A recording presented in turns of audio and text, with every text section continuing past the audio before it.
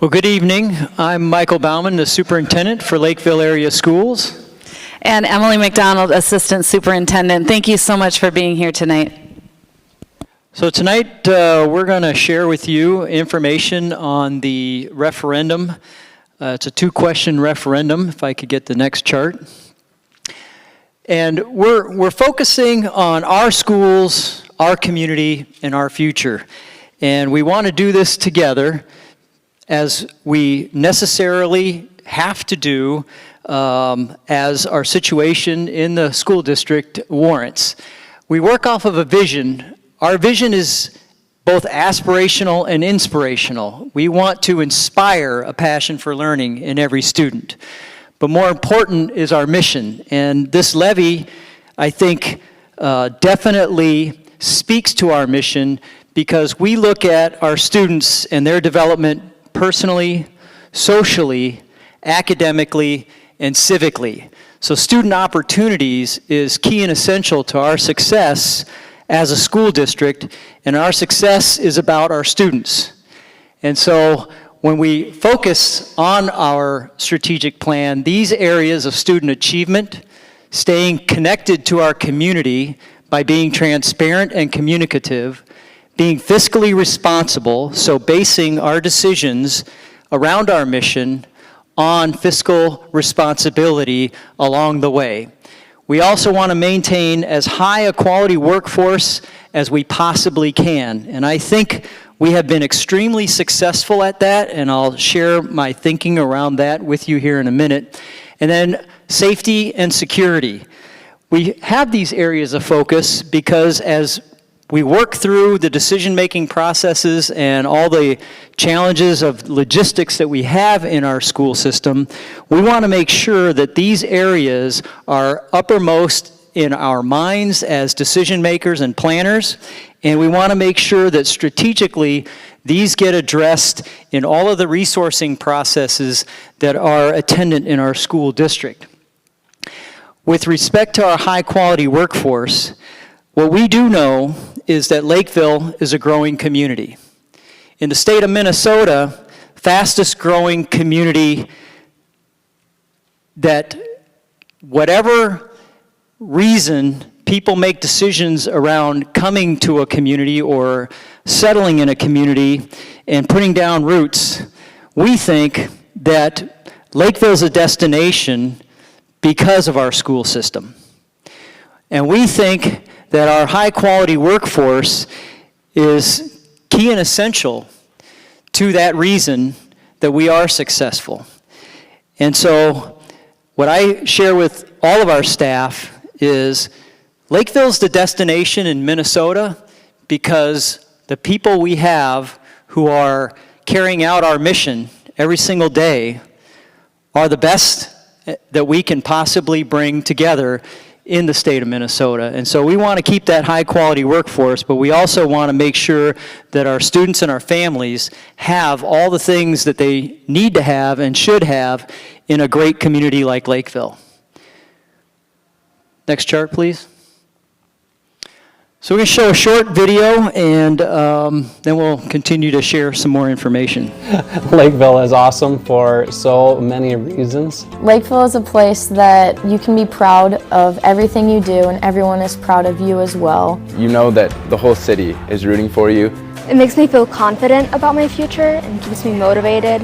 It's more than just a place that I live. I feel like it's, you know, where kind of my identity's at, where my family's at, where my heart is at. Everybody here is trying to work toward a common goal and make this community and this school system the best it can be. Our children and our students are the most precious resource we could possibly have. We want our students to be as safe as they possibly can, and we want to be a place that's welcoming for all and is on the cutting edge in terms of providing opportunities for students. Moving forward with all the growth that's taking place in the district, we don't have enough room or programming to provide as many wonderful experiences for our students. We're hoping with the help of the community that we continue to excel with opportunities that we provide for our students and families. I truly believe this referendum is about the future of Lakeville, about who we are. Our hope is that we just continue to move forward, continue to believe in greater things. We believe as a community that we can achieve great things, and then I feel like we move forward and we actually do it.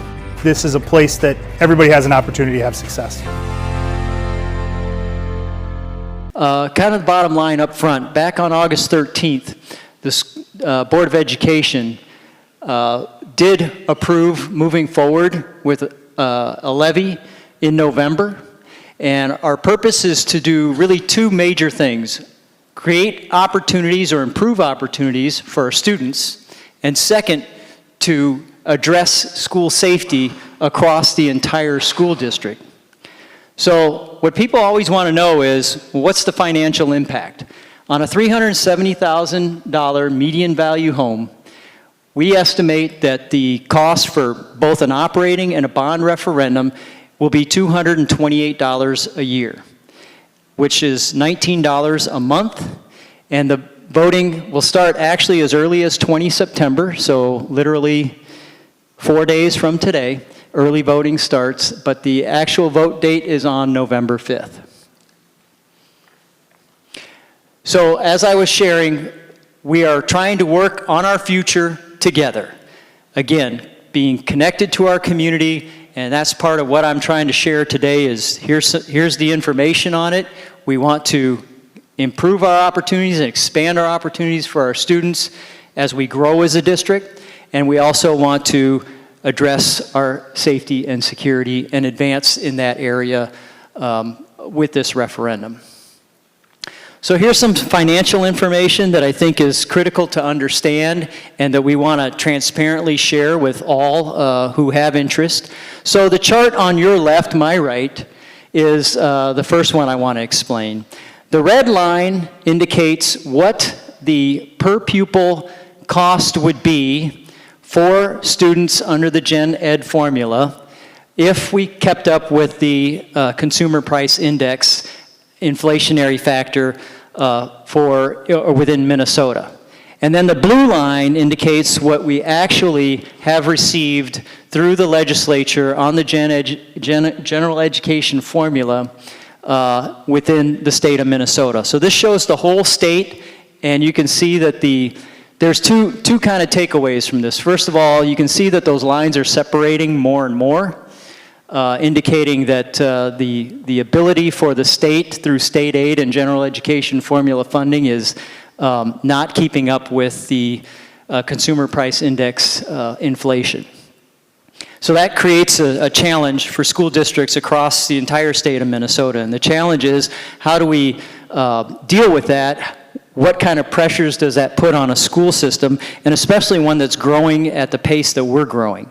So the other chart on the right, your right, is a bar chart, and what we show here is what the referendum authority is across some key districts, not key, but districts similar to ours or in our general vicinity.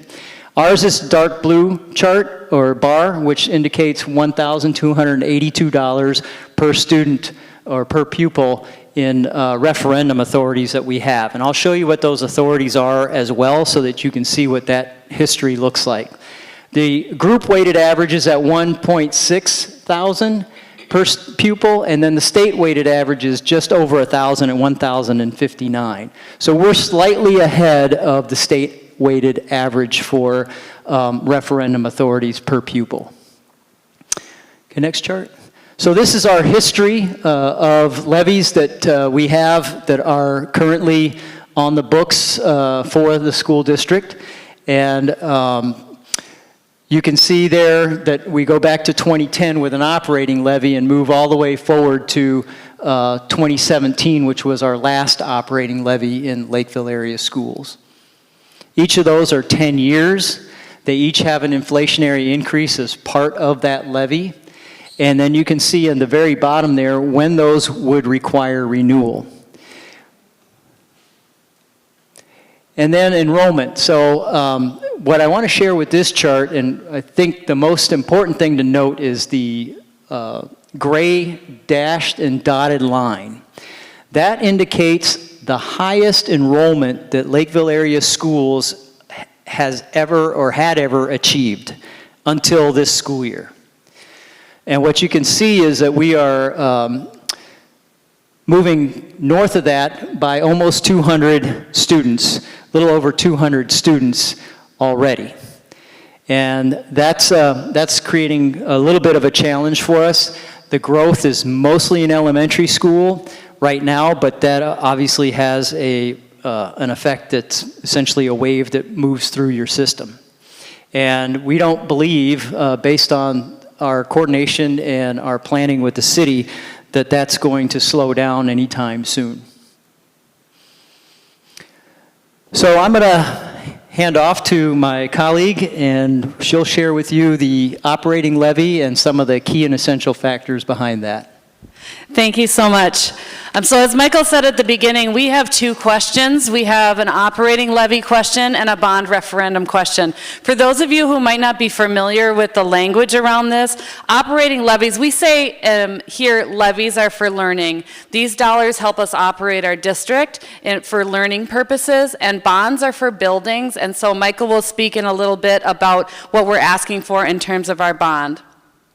So for our operating levy, we are looking at two areas. The first one is around student opportunities, so providing additional opportunities for our students in the district in 3 areas, and I'll speak to each one of those individually in just a minute. But basically, we're looking at middle school opportunities, we're looking at classroom resources to deal with our increased enrollment, and then finally, we're looking for some funding to continue our social and emotional work for our students in the district. In the safety and security category, we have 3 items identified as well. The first one is a school resource officer, followed by a threat assessment team leader, which I will speak to in just a moment, and then some additional support from our information technology staff. So the first item and the place where we will be utilizing most of our dollars should they be approved is in our middle school. So currently our middle school really only has opportunities in the core areas, meaning the areas that the Minnesota Department of Education defines as essential for our middle level students. So you can see up there, their schedule includes things like math and science and English, physical education, etc. Essentially the core of what our students need. Based on our schedule currently, our middle schoolers don't have opportunities to expand their exploratory and elective options in 6th, 7th, and 8th grade. If the operating levy is approved by the voters, what we would look to do is add an additional period to our middle school day to provide time and space for students to explore courses and to have new opportunities over the course of their middle school career. We know from both a best practice standpoint as well as a developmental standpoint, it is key and essential that our middle level students have opportunities to try new things. This is a time in their lives when they're exploring who they are and what they want to be as they move through the rest of their educational career. And so we feel that this is an essential piece. One thing that we've heard loud and clear from parents since we made cuts quite a number of years ago is they want world language back at the middle level. We have not had world language in the middle school for quite a number of years.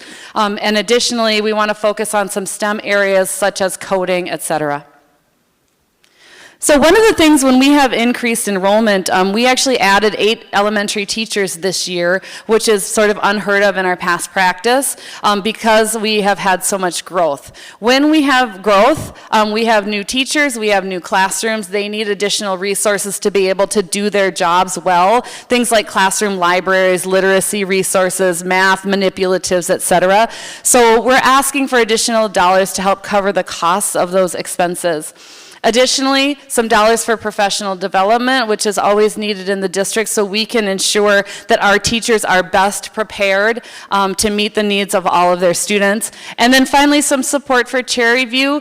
We are putting an addition on Cherry View. They currently are, they have over 700 students in that building, and we need to provide some additional support for that building to manage that number of students. And lastly, in terms of social emotional support, what we're really talking about here is some work that we've been doing for about 2.5 years, and that is that when students come to us, we want to make sure that we are taking care of them not only academically, but socially, emotionally as well. So how do we help them build strong relationships? How do we help them persevere? How do we help them advocate? And so we've been on a journey with our staff for a couple of years now, and we would like to continue that work with our teachers so that we can embed these ideas and these skills into all of our classes, pre-K through 12. Additionally, we are looking at finally returning to a one-to-one counselor ratio at our elementary schools. Currently, we have 4 counselors at the elementary level. They are serving 2 buildings each, so in some cases, they're responsible for over 1,000 students on their caseload. We know that our students have needs, some of them short-term, some of them longer-term, and we want to make sure that we're providing the quality level of support that they deserve and need as they're progressing through our system. So returning to a one-to-one for our counselors, while still a very high number on their caseload, would significantly reduce the stress on this part of our system and provide better for our students. And lastly, for those of you not familiar with grade level teaming, I spoke to you a little bit earlier about the developmental age at the middle school and how students are sort of exploring who they are and what they're about. A lot of times as they're going through this process, they have additional needs.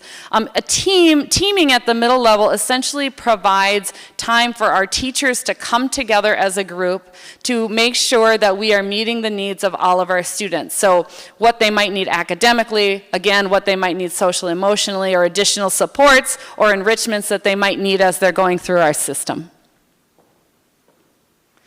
So that is student opportunities. Under the safety and security category, again, 3 items. The first one is a school resource officer. We're looking for 1 school resource officer to cover all 3 of our middle levels, so that would be a shared position. Currently, we have an SRO at each high school, and those SROs cover the middle level when needed, but we're looking for an extra SRO to help us manage that at the middle level. And additionally, we're looking for a school psychologist to help us with our threat assessment work. All the administrators were trained over the summer to identify when a potential threat might take place. So if we have students who become highly dysregulated, there is a process by which we can go through to determine whether or not there might be a threat involved. If you look at the research around students and young adults that have committed violent acts in schools and other places, there is a very clear pattern of behavior, and our intent with this work is to make sure that we have people in our system that can clearly identify and interrupt before anything were to happen. So we're looking for somebody to lead that work and help us become better in this area. And lastly, around information technology, for a district our size, we are significantly understaffed in our IT department as we have more devices and student devices and staff devices, and we're looking to utilize and build skills around technology. We need some additional people to be able to help support that work. We had a director of technology. That position was eliminated quite a number of years ago, and we're at a place now where we need to bring that back to help support the continued development of what we want to do in this district in terms of our technology. And additionally, you can see some other support staff there to specialize in areas where we currently don't have people or we need a more robust system in order to serve our teachers and our students. So as we look at all of the options and opportunities under student opportunities and safety and security, you can see the breakdown of the dollars there with $2.5 million of the operating levy earmarked to go to the middle school for additional opportunities, and then down the way, down to our school resource officer and threat assessment psychologist, which is around $210,000. And I will pass it back to Michael to talk to you about our bond. So the second question is a bond referendum, and it's contingent on question 1 passing. So what that simply means is that in order for this bond referendum to have a chance, the operating referendum, which you just heard about, has to has to pass. The amount is $42.9 million, and the way we, again, identify the different areas is under student opportunities, adding a gym to McGuire, a new curriculum and competition pool that would be put on Century Middle School, and 2 artificial turf practice fields, 1 at each of our high schools. And then with safety and security, we want to do a big step forward in how our schools and our students and staff have security and manage security within our facilities. And we also want to make sure that our information technology upgraded system has the right level of cybersecurity for our contemporary operating environment. And so I'll walk through each of these so you have a little more information about it. The blue square on the right indicates the location based on our current concept of where an added gymnasium would go. And it would be 18,000 square feet. It would have 2 teaching stations, spectator seating, a storage space, some opportunities for community use and athletic competition use. I can tell you that in my previous role in this district and my current role in this district, I'm very aware of some of the challenges that we have across our community with indoor space.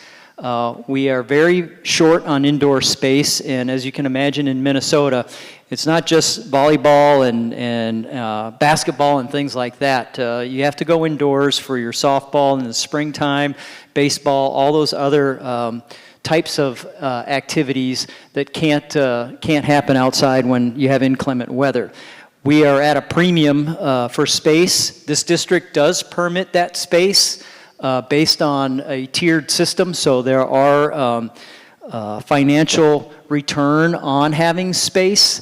So there's a need for this, but in a curriculum sense for McGuire, with the growing population we have in the school district, right now not enough physical education can be accommodated because we don't have the space.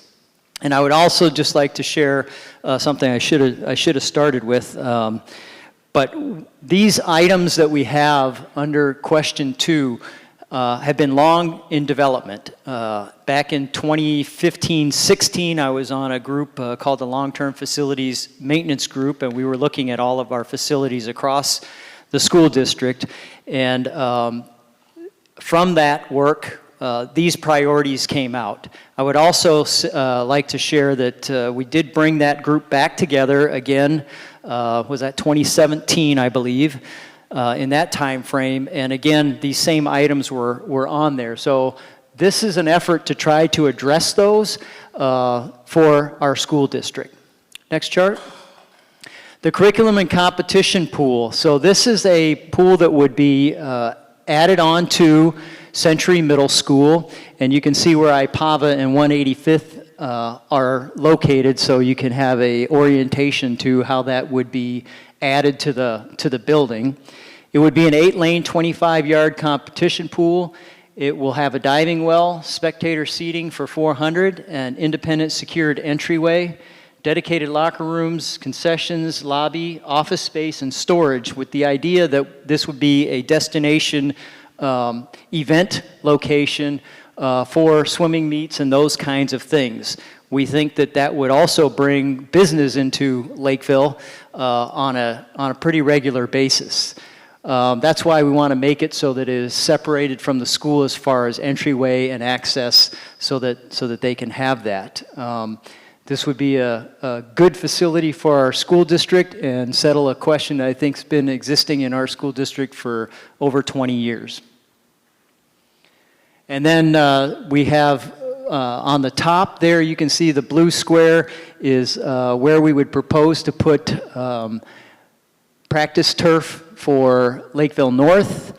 And if you see at the very top, there's the parking lot, and that walkway that runs from the parking lot down toward those tennis courts also goes down toward the stadium, just to kind of orient you to that.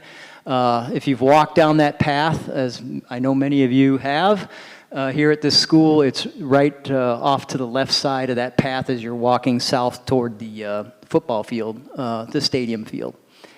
And then for Lakeville South, as depicted down there, you can see the blue square just on the west side of the current stadium for Lakeville South. It's a little longer walk up that trail, as everything is for our other than football facilities or soccer. I think soccer, lacrosse also use the stadium. So if you're doing softball or baseball, tennis, you have to walk a little bit of a ways from our parking lots, as that design indicates there. But this would be 150,000 square feet, turf, seasonal use, curriculum and instruction use, student activities use. Turf and turf subgrade would be part of that, and we would put the foundations in to make them dome ready for any future decision around an opportunity to dome those practice surfaces and expand our indoor space. Security improvements, and this is pretty significant, and so I'll walk you through this. But as you look at these pictures here on the right, just imagine that you're sitting in a classroom. And the idea behind this is to have that lockdown button on the wall in the classroom, and we're talking each classroom across our system, that would allow a teacher to be able to push that button, and it would do two things near simultaneously. One is it would release the door and magnetically lock the door to the room, and at the same time send a signal to administration and first responders of that lockdown emergency. Then, if you can also imagine in a classroom, there's generally usually always an outer-facing wall. By that I mean a wall that runs along a corridor. And so on that wall we would have ballistic paneling. That paneling would be rated Tier 4, so it would have ballistic deterrence or stop capability for ammunition types that are up to assault rifle level. And then, so the idea would be to empower the teacher. Situation is developing, teacher can lock that classroom down, move the students to the friendly side of that wall, and have true cover and concealment from any type of active shooter threat that might be in the building. We also are proposing to put vaping detection in all of our lavatories across all three of our middle schools and our 2 high schools, so our secondary. I don't know how many parents we have in the group here, but what I would just tell you is that vaping is quite a challenge for young people today for a variety of reasons, and I won't get into all those other than to say that we don't want it in our buildings. We want to be deterrent and proactive, and what this thing, although it looks like a rather large smoke detector kind of thing, that's what I thought of when I saw this. They're actually very small.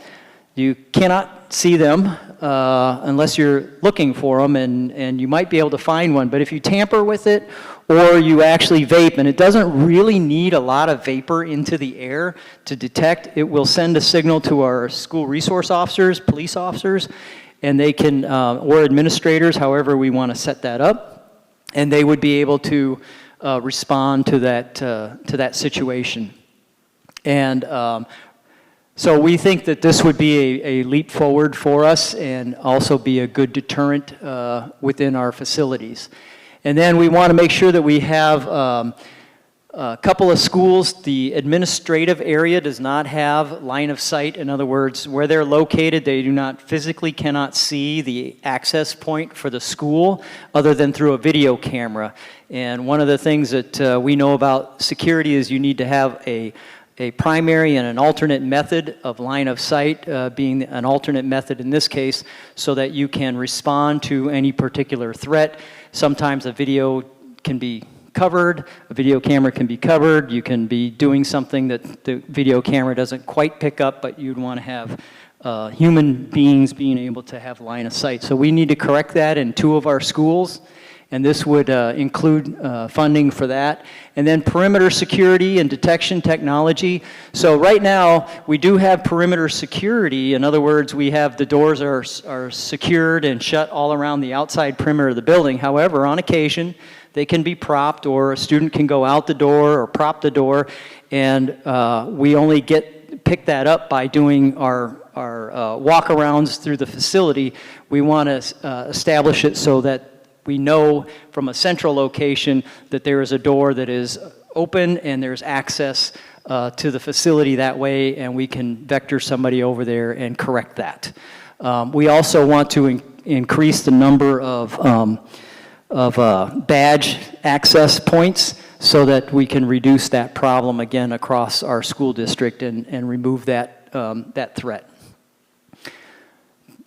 With information technology upgrades, we have two important things that we have to come to grips with, and what this opportunity would allow us to do is, one, allow us to deal with disaster recovery. That is our network operations center. We have one. We have a primary. We do not have an alternate. And while we do not need to create as robust an alternate, we need to have an alternate that could keep us functioning if we were to lose our network operations center.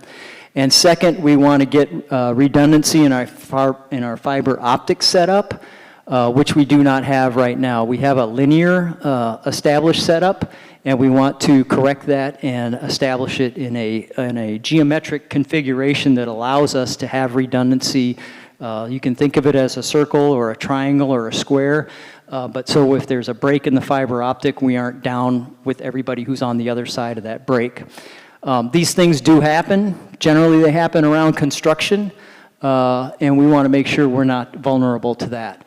The other thing is cybersecurity, and I think most of us can respect and understand the fact that there's a robust effort internationally around hacking into systems and stealing information.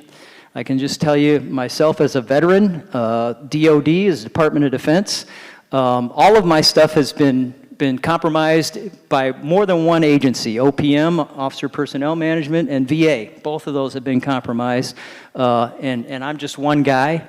DOD has the highest, some of the best cybersecurity in the world. Of course, they're a very lucrative target for people who do that business. But for school districts, we have an obligation to make sure that we do the utmost that we can to protect student data. And I think some people have unfortunately been in the paper about this. I don't want to get in the paper about that. But that's not a reason to do it. The reason to do it is to secure our students and our student information, and to do so at the best level that we can. And so we want to do that with the dollars that we would get in this opportunity. Okay. And so you can see here how the dollars would fall for this particular bond referendum, with the majority of that going to the layered and integrated security systems. Followed by the curriculum competition pool, and so forth down to the gymnasium at McGuire Middle School. And so as we look at, again, student opportunities, security and safety, the majority of our dollars, nearly 60%, if we were fortunate to earn your vote, the student opportunities would get 60%, security and safety would get just at 41%, and we would hopefully be able to do these things that we are proposing. And then again, the tax impact. So you can see with the questions side by side, the question one being operating and question two being a bond referendum, those are how the dollars break out.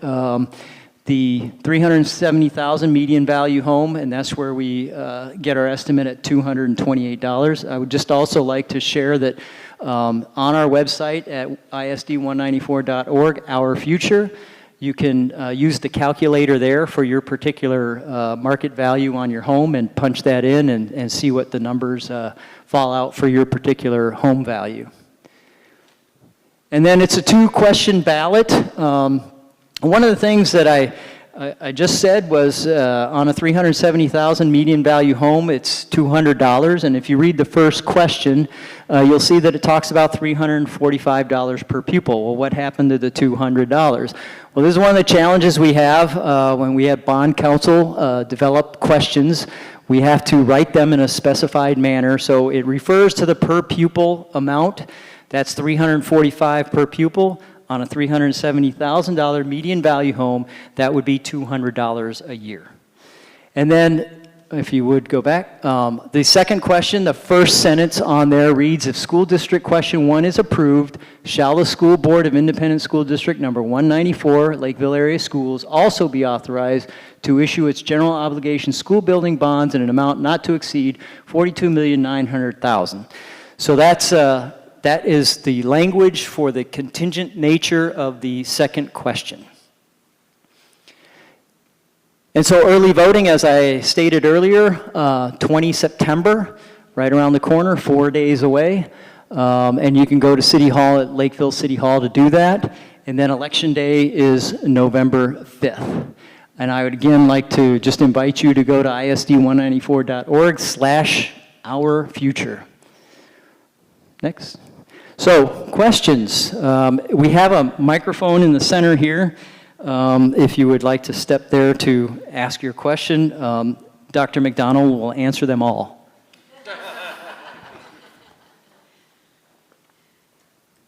Questions?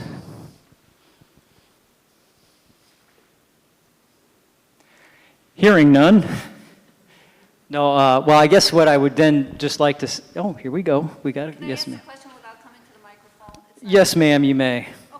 I was just curious to know what is the, you said that there's a lot of growth in Lakeville, and we could see that by all the buildings going up, all the housing. So I'm wondering, what is the average class size in the elementary? So we have class size guidelines, and I don't have them committed to memory. I think the 5th grade high end was 32, and kindergarten, I think the low end, 24, 22.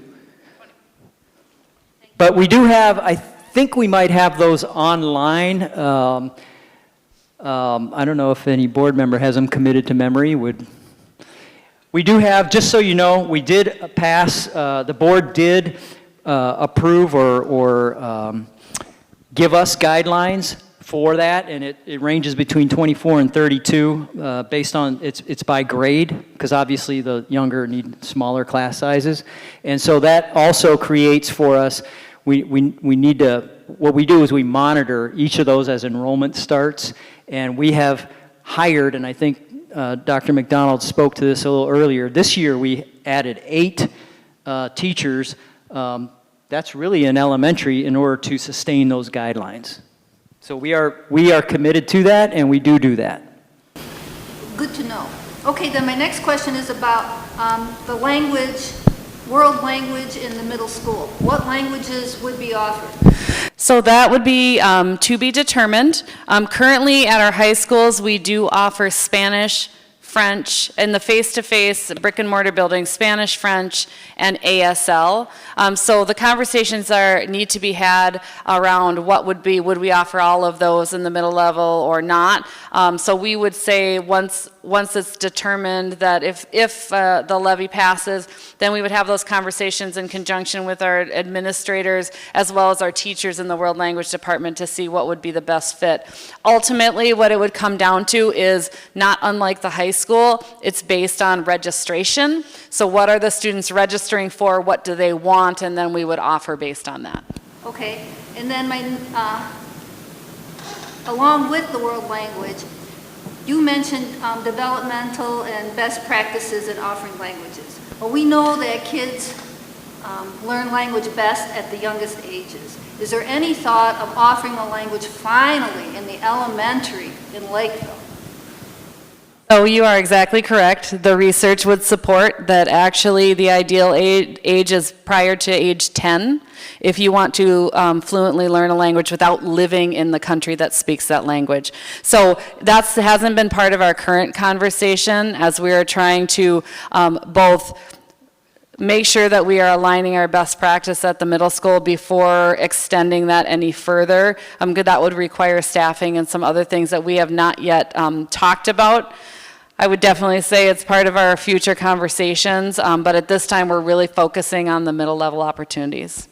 And I think anybody as an adult who has tried to learn a foreign language, gosh, it's virtually impossible. Can I keep going? I just got a couple more here. the additional school psychologist that was listed, what level would that person be available to? All levels or specifically one level? So our school psychologist would be at the district level. So the intent of that position would be to serve, starting with support for all the administrators and teacher leaders in the district around that threat assessment work, but that would be district-wide. Okay, and then my last question, I hope, is about technology, the new hires. Would they be in the schools to facilitate what teachers need, or are they at the district? Where are these people, and how do the teachers get to them? So currently, we have a couple of models, so let me see if I can explain this. We have our district hub. These positions would be, they'd be at our district hub with the intent that then they would be deployed to the buildings for technical assistance. What we have currently is we have people in each one of our buildings that help support technology integration. But what has happened is, as a result of our district staff being so limited and so busy, the people in the buildings have been spending less time working directly with teachers on integration of technology and spending more time on things like break fix and trying to make sure that the machines are actually working and things are doing what they're supposed to be doing. So this would allow us to do two things. Number one, free up the time of our building people to really get back to working with our teachers and our students and tech integration, and then have the bodies to be able to send out to the buildings when they need support around break fix and technology issues. Okay, and I guess I have one more thing. Once you get those world languages into the elementary, would you please consider orchestra in the elementary? Hopes and dreams. Hopes and dreams, and what I would tell you is, as we look to the future, the balance is obviously between what can we financially afford and what are the opportunities. And so we took some pretty significant cuts in this school district back in 2008, 2009, 10 timeframe. And, you know, in all candor, it's been difficult to try to raise those opportunities along the way because the economy hadn't really recovered as significantly as it is today. So there's a better opportunity today, and we're hoping that if this is sustained, those other conversations can rise to the top. Thank you. Yes, go ahead. On the second question, with the addition of the 2 turfs, one at each high school, can you address what the future of the dome would be over that? Well, we would have to figure out how to dome those facilities. As I shared, we will be, if the referendum is approved, we will construct them so that the footings and the ability to actually do that is resident without future expenditure for that matter. As far as what's the path to actually putting domes on there, I don't have that answer today, and but I do believe that we could find a way to get those domed, whether it's working with the associations that would want to be able to access those, or some other mechanism. You know, we looked at the arenas that we have in this community, and there was a partnership between the city and the school district and the Lakeville Hockey Association that created that capability. So I don't have a answer for you as far as what would we do tomorrow, but we will have to figure that out, and I think that the opportunities for us are there. Will that be eliminating other options for domes? Because I thought there was a talk about a dome near Ames. There was talk about that. I would not say it's eliminated because I don't have control of that. That's a conversation, you know, any private entity could come and seek to put in a dome anywhere they want to in Lakeville, but of course they'd have to work through the city and those kinds of things. That actual proposal that was brought to the city did not obviously result in a dome, but that's not because it couldn't in the future or somewhere else within Lakeville area.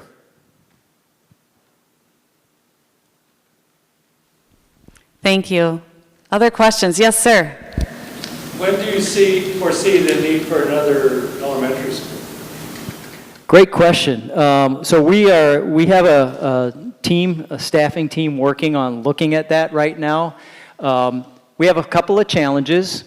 And just to make sure everybody understands, we're not just looking at another school, we're looking at whether additions at certain schools would be a better solution, boundary changes to perhaps adjust where the concentration of students exists, and we even brought up the portable question. And so what I would tell you around an elementary school is there's a couple factors that we have to make sure are resident. First of all, is the growth sustaining? And if, let's just say you're going to build an elementary school somewhere between 450 to 600 kids, are we going to be able to accommodate that in a sustained manner? Because if you can't, you're going to end up doing something else like closing a school or something of that nature. So that's what we're trying to assess right now. But it is very possible that if growth stays at the rate it is and accelerates, we would have to build an elementary school. Then the next question becomes, where would we put that school, and what land acquisition process do we have to go through to secure that school? And we are literally trying to figure that out in detail right now. There's a team working on that right now. So not a done deal, but something we're looking at. Thank you. Other questions? Yes. Aaron's got a question. So I don't want to be half glass empty, but if we were not to pass these levies, what kind of impact would that be on this district? Well, none of these things, we could do none of these things. My answer to that is we would be operating at status quo, but that operating at that status quo will only last us about another year, because as I shared with you, if you look at the way the legislature has funded school districts, we have not been funded at inflationary level, and our operating costs exceed what we're getting from the state of Minnesota in state aid. So we would probably have to try another opportunity to work with the community and see if we could do another referendum, because we are not, it's either that or we have to cut the budget. And that's a whole nother conversation. I don't know how we do that. As I stand here on the stage today, of course I would figure that out. But it would be pretty tough overall to manage this ability to move forward. And I'll just flip that and say the opportunities that we have presented here today are about a growing community that I think we have, and I'll just speak for the administrative leadership of the school district, we have an obligation to make sure that, one, you know all this, and two, that we're walking this forward to our voters, because our community has a need that's only going to grow. It's not going to shrink.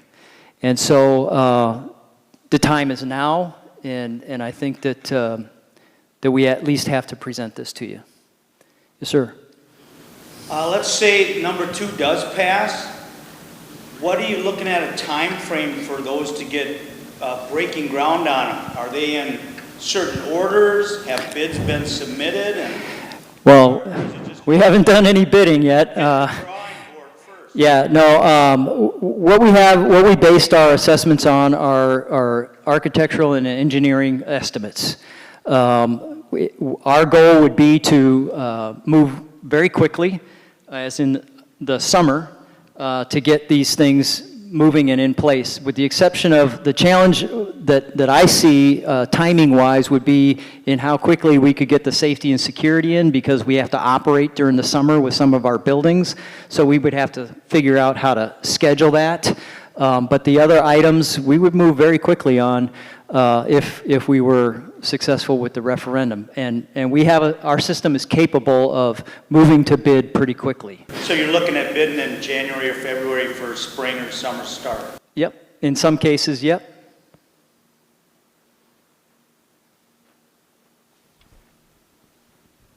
Other questions?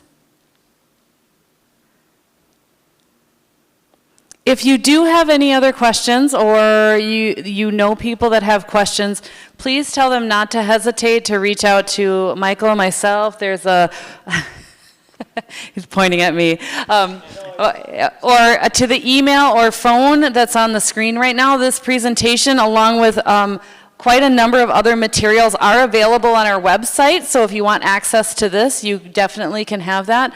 But we would like to make sure that our community is clear on what it is that we're asking for as we move forward to the voting, which starts in just a few days. So thank you so much for your time and engagement. We appreciate you. We appreciate the questions, and let us know if you have any further ones.